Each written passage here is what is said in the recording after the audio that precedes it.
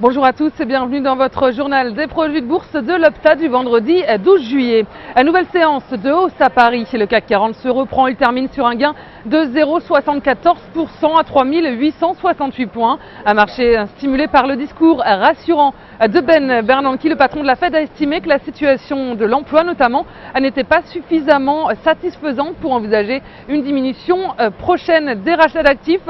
Discours rassurant également de la Banque du Japon. Les membres du comité de politique monétaire du Japon maintiennent leur politique monétaire ultra accommodante, et du côté des valeurs, Veolia s'en sort plutôt bien, plus de 23% en tête.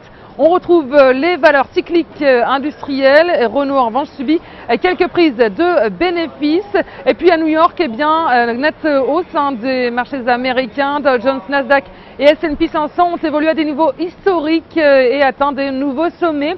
Les Dow Jones avance d'1,11% à 15 460 points. Le Nasdaq grimpe d'1,63% sur un gain de 3 578 points.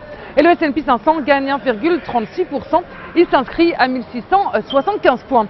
Et la tendance a été portée évidemment par les propos rassurants de Ben Bernanke, et les statistiques du jour aux États-Unis ressortent mitigées, mais elles n'ont pas eu d'impact sur la tendance. Les inscriptions hebdomadaires au chômage augmentent plus que prévu à 360 000 contre 344 000 attendus. Et puis les prix des produits importés baissent pour le 4e mois d'affilée donc aux États-Unis. Et à noter du côté des valeurs, Amazon atteint un sommet historique à 297,82 $.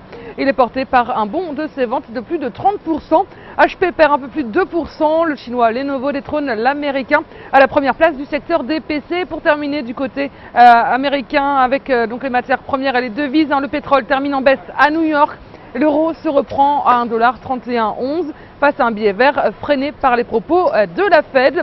Et la valeur du jour, c'est aujourd'hui le groupe bancaire Société Générale. Graphiquement, le titre s'affranchit d'un canal baissier en place depuis fin mai dernier, début 2011. Et le RSI est proche de repasser en territoire positif.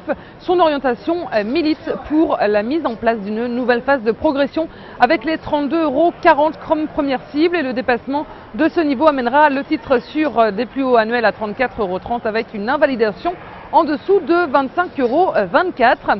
La stratégie qui vous est proposée pour jouer cette valeur, c'est l'achat du Warrant Call Société Générale à 4 588 et d'Unicredit au prix d'exercice de 25 € et d'échéance au 6 décembre 2013.